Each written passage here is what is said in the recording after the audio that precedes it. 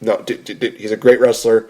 He doesn't need to go around being the perfect 10 all the time. He can market anything. But let's get into your... You mentioned, of course, one of the reasons why I had you on here was that you mentioned that you were indeed a pro wrestler. And you did that for about 5 years. And let's talk about the first match that you had. What was it like just getting ready for your matchup and just about ready to go out there and compete in your first matchup? Was it nervous? Was it kind of exciting? What were kind of some of the emotions that went through your mind? Oh yeah, it was very exciting. I trained to wrestle in New Zealand Wide Pro Wrestling in Wellington, New Zealand, and they have their own little home house gym. It's called He Tour, which it's quite a well-known little gym. And you do all your training there, and you have your meetings there and all that kind of stuff. And then they'd pop the ring. The ring would be up. They'd put all these chairs out, and they'd have their tiny little house shows. That the most you could jam 80 people in there. But house shows were weird because you were putting on a show in the venue where you've trained, so you're very, very comfortable with the building, and it's not too nerve-wracking from that aspect. But I made my debut there, and it was just a quiet weekend, maybe like 40, 50 people watching, and we'd had a 3-day training camp leading up to it, so myself and the other girl who I debuted with, we'd practiced and practiced and practiced, so we were all super confident, we were all excited, had our ring gear, so we got all dressed up, and I went out there and made our debut, and because that match we'd been practicing, it was pretty much choreographed dancing. It was horrendous. It's horrendous when you look back at it, but it was fine to then.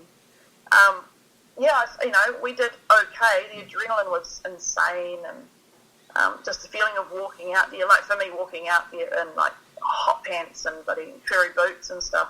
That's nerve-wracking because it is a house show, so it's your family and friends. Well, not my family so much, but friends, your peers, the people who have trained you. So when you've got the person who's taught you how to wrestle watching you, you just don't want to let them down.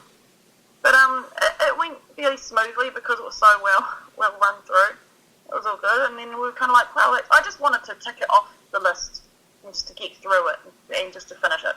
And then once I'd done it, it was that kind of relief of like, oh, well, I did that now. I've had a match in front of an audience, and then it just becomes one thing after another, and you have another match and another match and another match, and then suddenly you're over 100 matches, and you're like, oh, how did that happen? It's just it becomes such a hobby and a habit and a lifestyle. But yeah, it's good fun. Well, you also mentioned that you wrestled in different parts around the world. What has been like your favorite area to wrestle, and how do the crowds just differ from place to place? Oh, they differ everywhere. I wrestled some shows in Melbourne, Australia. I was talking to a friend about this yesterday. There's a small town called Colac, a little country Australian town, and the audience there was just hot and feral. They were insane. They were on their feet for everything. I was on the poster for the show, and bear in mind, I'm from New Zealand. They got me over in Australia. They fly me over there, do a 2-show weekend, and they put me on the poster, which was like, cool, thanks guys, that's awesome. Like, it's amazing. But it meant that in this crazy little country town called Colac, as soon as I walked out the door, people were like, oh, her off the poster, even though they'd never seen me before in their life and had no idea who this tart from New Zealand was. And the crowd was insane. So that was a really fun show, like just even walking around the ring trying to slap hands and say good day to the audience. And, these guys like grabbed me and trying to pull me into the crowd, got slapped on the ass, like, looking around for security like, help. But it worked out right. But they were so rowdy, and I had a triple threat there against Minzy Montana from Australia, and she's from Melbourne, and Charlie Evans from Sydney, who's an amazing up-and-coming wrestler. She was still very, very new then, and but God, she's clever. She's very, very talented. She trains with Shazza McKenzie, who's been on NXT and things like that, and the pair of them are just phenomenal. We had that match, and Colac just would not shut up. They were constantly verbal through the whole match, to the point where you just kind of had to block it out and keep going, because that was, very, very rowdy crowd. But you can't beat, I love my hometown crowds, like when I go back down to Christchurch. Now, as soon as I left Christchurch to come to a different city to do wrestling training, and then a wrestling promotion, ended up starting up back in my hometown with training and everything.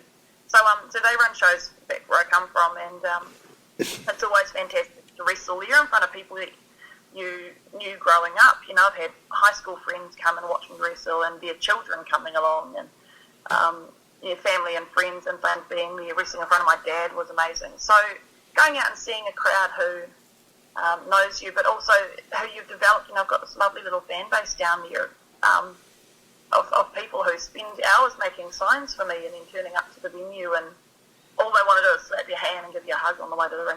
And so those audiences, we organically built up a fan base for that company, for Aftershock Pro Wrestling.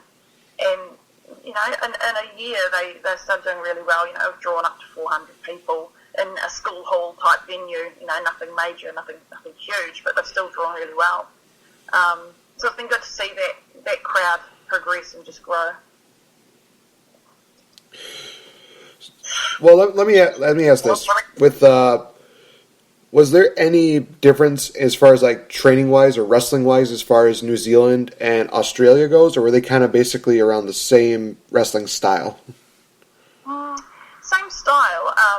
I think down under compared to, like, I've got a friend in Mexico at the moment, so they train and they wrestle quite differently there, and then the UK style so different again. But Australia and New Zealand are probably quite lucky. We've had a lot of travellers, you know, your people in New Zealand and Aussie that go overseas, train overseas, and then they bring that knowledge back, which is one of the most important things in wrestling and in travelling and training, is if you learn something that can benefit your fellow pro wrestlers, you teach it, you make sure that the standards raise and that you're training up wrestlers that can go anywhere internationally and work. So, yeah, New Zealand and Australia, I think, have got kind of this hybrid style. New Zealand's quite small and, you know, restricted, I think, in terms of what we do here.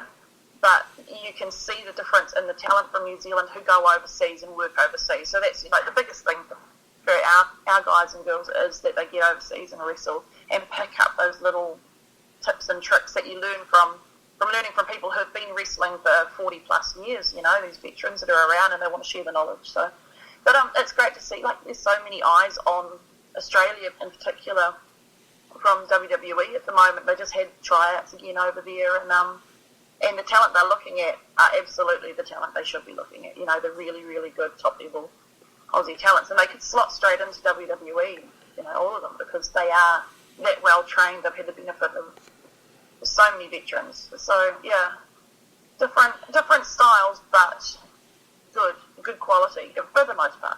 There's always not good quality, but yeah, you've got to be pretty proud of being from down under when you see the quality that's sort of coming out. You did mention that WWE does a lot of training, a lot of talent scouting in there, and I think the best two names that came out of Australia were, of course, Emma and Peyton Royce came from the Australia-New Zealand area. Did you ever get a chance to work with them while they were still in the independent scene down there? Or do you ever get a chance to maybe just get a chance to talk to them before they got signed?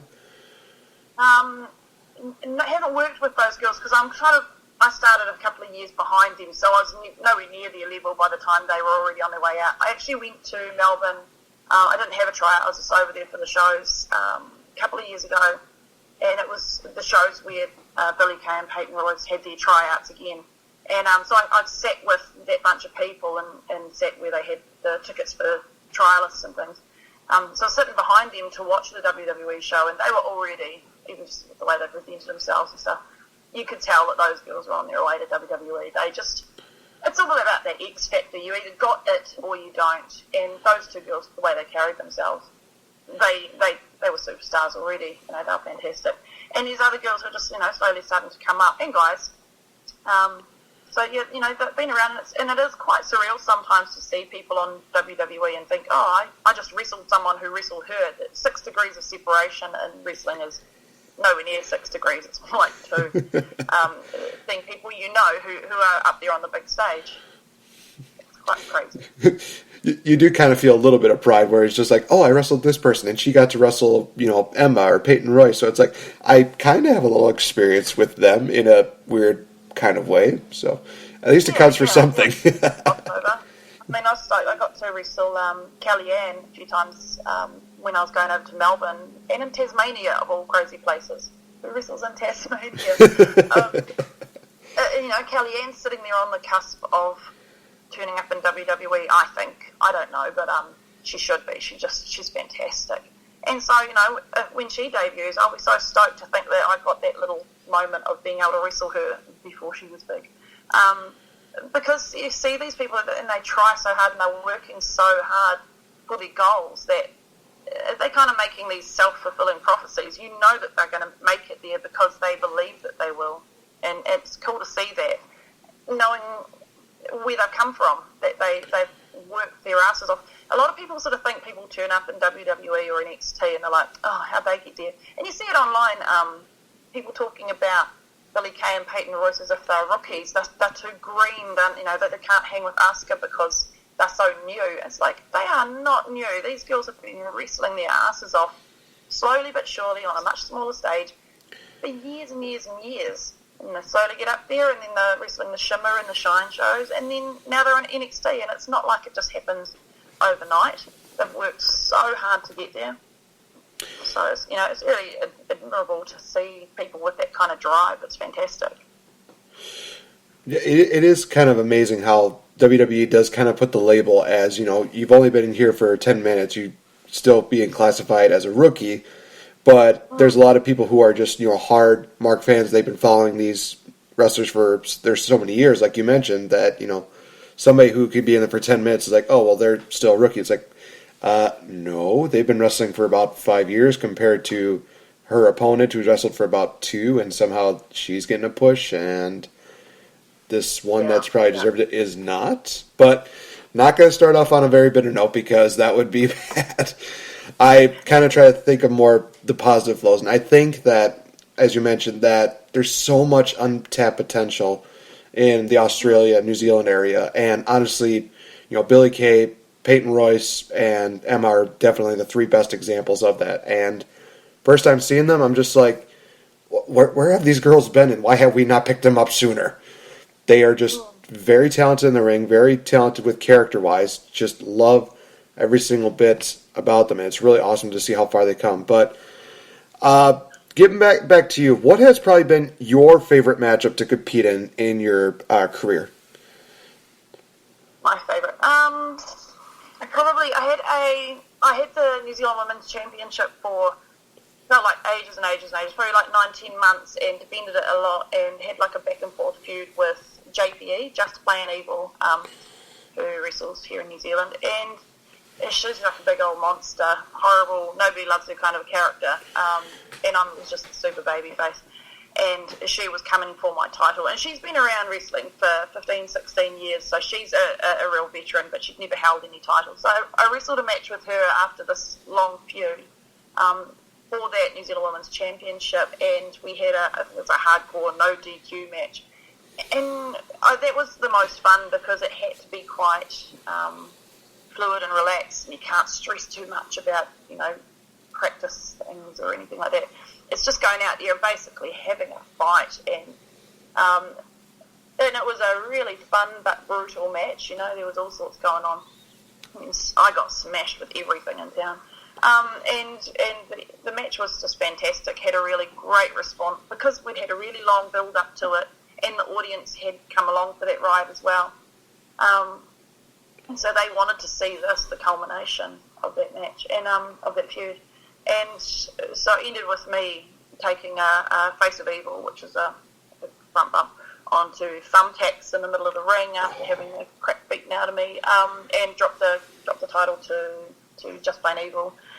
But it was just, so I lost the match, but it was just such a satisfying match to be able to give Just Plain Evil, let's see her win the championship that I knew she'd been wanting for many years, and just to feel like, we told a story there, and then this was the last page in that chapter, in that story, and the audience enjoyed the book. It was a really satisfying match to have because it was well booked. The guy who ran that kind of stuff for us made sure that it all made sense and it built up and that the audience was going along with it. So a match like that is just always very satisfying to have it. Even though it was like a hardcore match, it still was probably one of the better efforts emotion